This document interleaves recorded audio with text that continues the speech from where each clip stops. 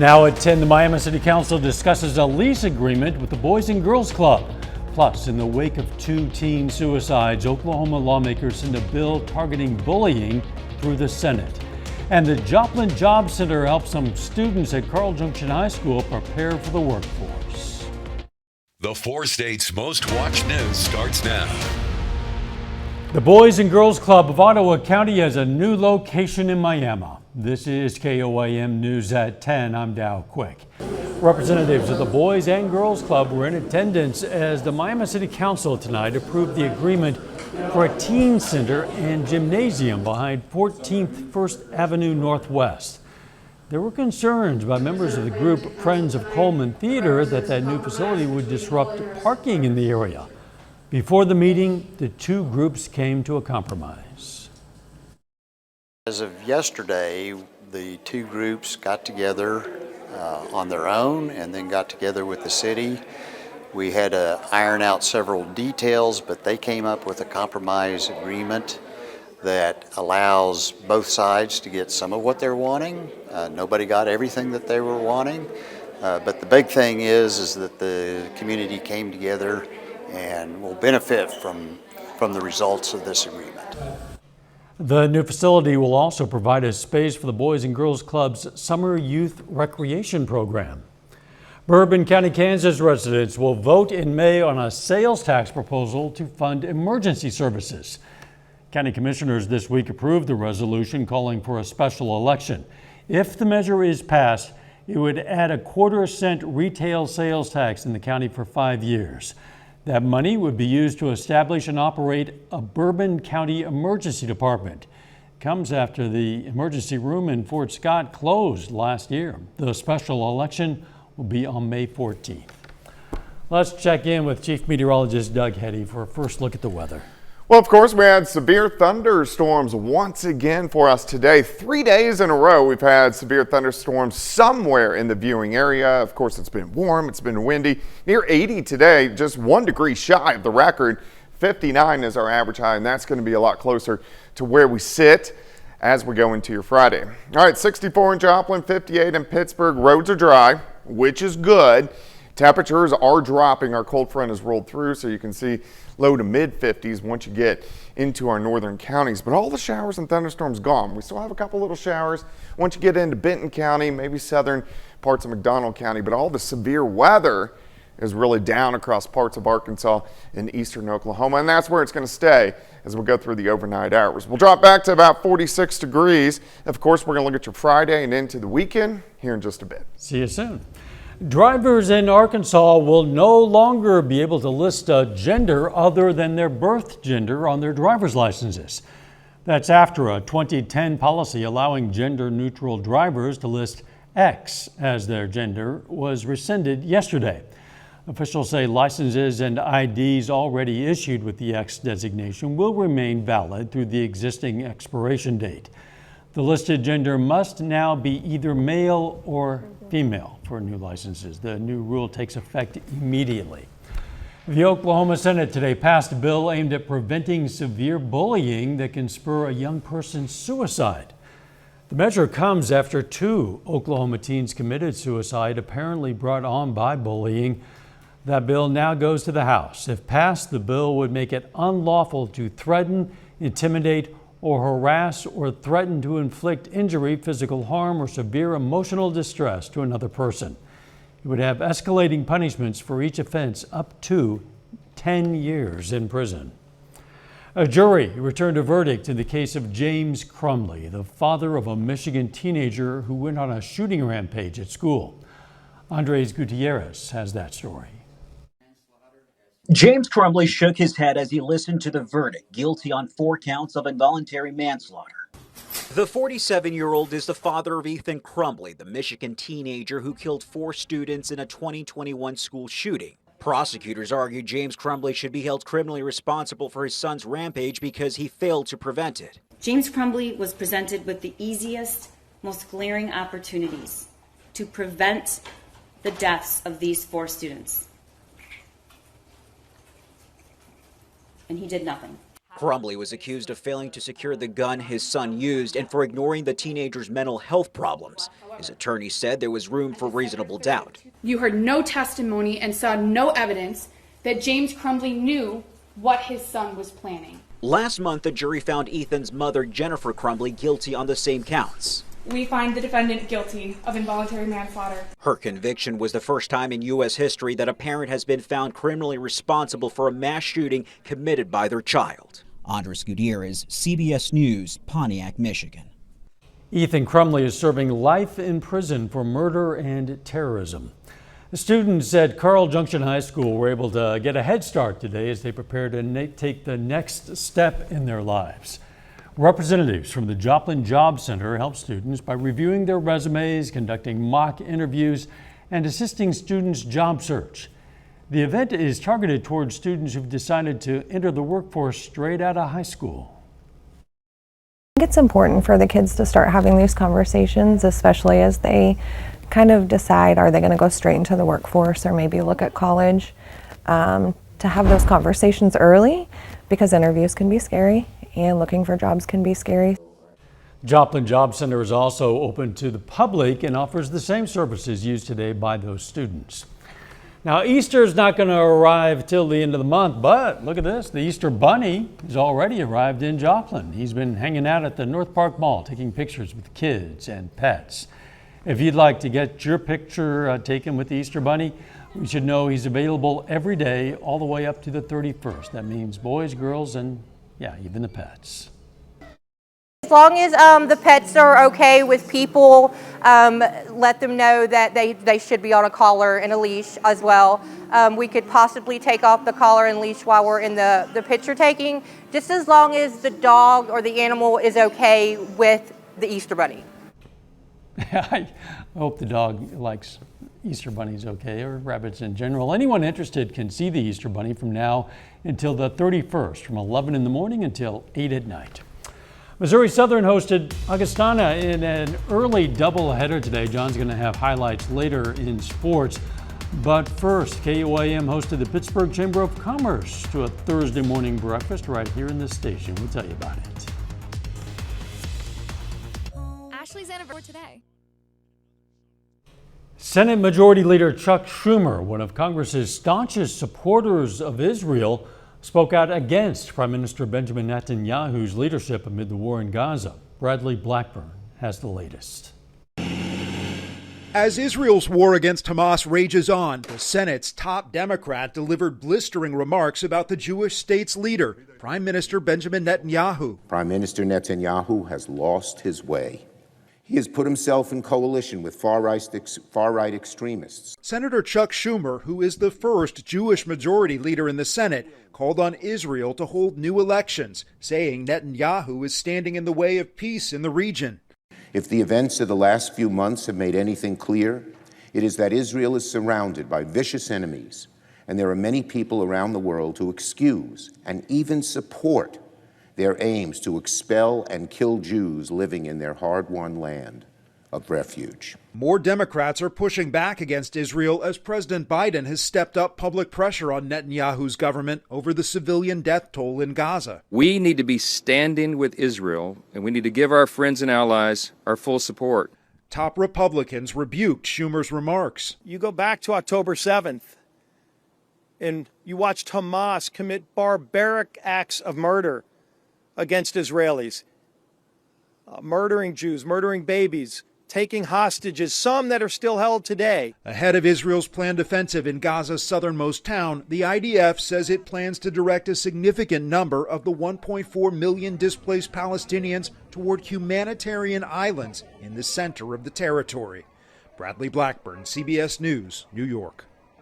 Israel's ambassador to the U.S. called Schumer's comments unhelpful and said Israel is a sovereign democracy. Meanwhile, Prime Minister Netanyahu rejected the latest ceasefire proposal from Hamas, saying it was still based on unrealistic demands. The past year, the city of Pittsburgh has experienced a spike in its homeless population. Complaints to City Hall eventually led to ordinance changes prohibiting tent living within city limits. But in the last month, homeless camps have returned to 2 areas the cities had previously cleared. Pittsburgh City Manager Darren Hall says there isn't enough affordable housing in Pittsburgh for everyone, and that's a big part of the problem. Whatever the situation is, they're people.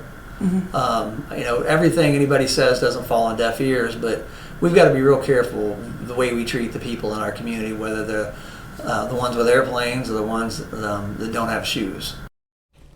Hall says the city's working with partner organizations like the Wesley House and Building Health, Inc.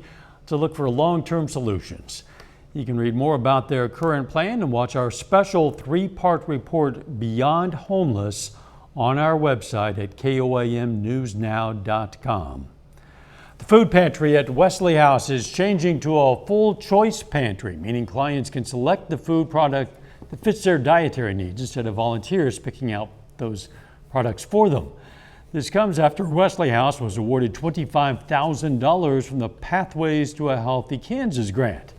Plan to use that grant to upgrade their kitchen with glass refrigerators and add more shelves.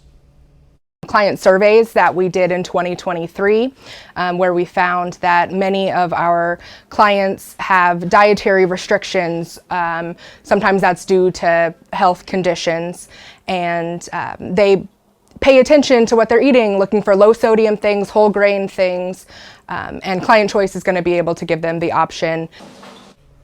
Wesley House volunteers plan to start the full choice pantry this summer. Hey, we were glad to welcome the Pittsburgh Chamber of Commerce as they stopped by the KOAM studio and the station today for breakfast and coffee and some chat time. Chamber members and KOAM employees took the opportunity to mix, mingle, discuss different ways they and all of us could better serve the community and the public. A little bit later, sports director John Dales takes us inside another edition of Thursday Night Thunder. However, coming up next, we're going to talk about cooler temperatures working in for the next few days. We'll be right back. Final season in Branson, Missouri.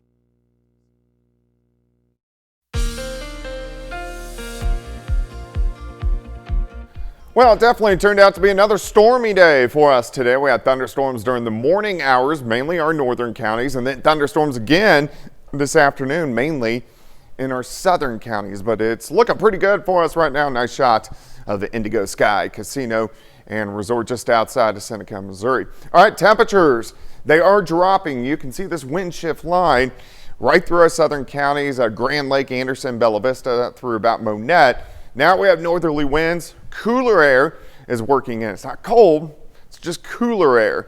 We're sitting at 64, 7th and Rangeline. North winds at about 10 miles per hour. But these winds are going to start to pick up a little bit. So you can see behind this front, now we're getting gusts kind of in that 10, 15, 20 mile per hour range. And they're going to get moving a little bit, near 30 by the time you wake up tomorrow morning. Now they're going to back down as we go into the afternoon, but still, Friday is going to be a breezy day. All right, all of our thunderstorms we had earlier are gone. We do still have some clouds, mainly along the south of I-44, but you can see all the severe weather. Eastern parts of Oklahoma, all the way through Arkansas. And look at this. It stretches Indiana, Ohio. We had tornado watches today, a continuous line from Ohio to Texas. So over about 1,100 miles of straight tornado watches earlier today. Now this storm system's rotating out. We're going to get on the backside of it, and it's going to start to cool us down as we go through the next few days. It's not going to be bad, but a little bit cooler Friday and Saturday. But then here's a little surge of cooler air that works in Sunday, lasting into Monday, and then we'll start to warm back up Tuesday and Wednesday. And wait for this guy who just wants to hang out across southwestern parts of the U.S. for several days. Finally, we'll start to push him by the middle of next week. That's when our chances for thunderstorms will increase again. Until then, it's pretty quiet. Upper 40s for you tonight. We are going to have some clouds. Let's call it partly sunny skies tomorrow. Mid 50s by noon once we get into the afternoon. Cooler, but where we should be for this time of the year, 58, 59 degrees. Partly cloudy skies tomorrow night. Colder by Saturday morning. We'll drop back upper 30s for overnight lows. And then Saturday afternoon, we're going to go into the mid 60s for highs, so a little bit better. Now you can see a couple little sprinkles trying to pop up in our southern counties by the time we get into Saturday night, and then also by Sunday morning. All right, day planner for your Friday, 53 by noon. High temp, right around 59 degrees. And I mentioned that we're going to cool down a little bit by the time we head into Sunday, highs into the upper 50s. And then Monday, look at this. We're going to struggle to get out of the 40s, but then we rebound near 70 by Tuesday. So it's just all over the place. All right, 59 tomorrow, 66 Saturday. Saturday's a pretty good day. Near 60 on Sunday, only 49 on Monday, and then upper 60s again Tuesday, Wednesday. Thunderstorm chances the middle of next week, but we get several days to dry out after 3 days in a row of severe weather. Yeah, that'll be welcome. And the temperatures at least are trending in the right direction. Yeah, it's getting a little more springish. Yes, it is indeed. Thanks, Doug. Hey, drivers in Joplin today had a chance to see something kind of out of the ordinary. Maybe you saw this if you were out and about. It's a mobile billboard. As you can see, the panels on the truck not only display an image, but they change to display others, in this case, tax services. Driver said he drives to scheduled locations, simply drives around the area. He'll stay the night in Joplin, then head to Carthage and Springfield. You keep your eye out, you might see it out there. The Carthage High School girls basketball team made the trip to Mark Twain Elementary today to take part in story time with first graders. It's part of their March Madness book tournament. Staff members at the school bring in their favorite books to read to the first graders every day, and the kids get to vote for their favorites, kind of a bracket style, kind of like March Madness. The buddy reading started today at 2. Still ahead, another Thunder Thursday update on one of the top teams in the NBA, and Missouri Southern softball plays a doubleheader to start a busy weekend.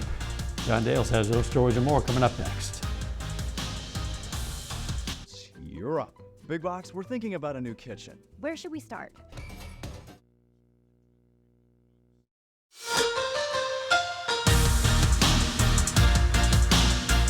Hey, and welcome into another Thunder Thursday here on Fox 14, or KOAM, excuse me. After tonight, Oklahoma City, with just 16 games remaining in the regular season, still a battle atop the Western Conference for the #1 seed entering the playoffs.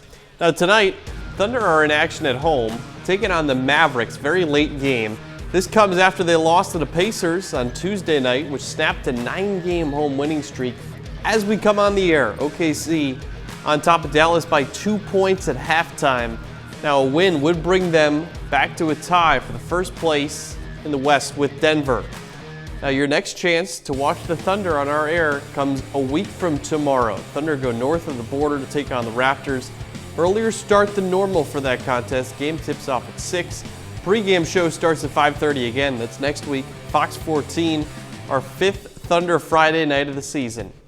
Now Missouri Southern softball off to a 19-6 start to its 2024 season. Lions are fresh off winning 3 of their first 4 conference games this weekend at home. Southern remains in Joplin to host a few teams from the NSIC up in South Dakota and Minnesota.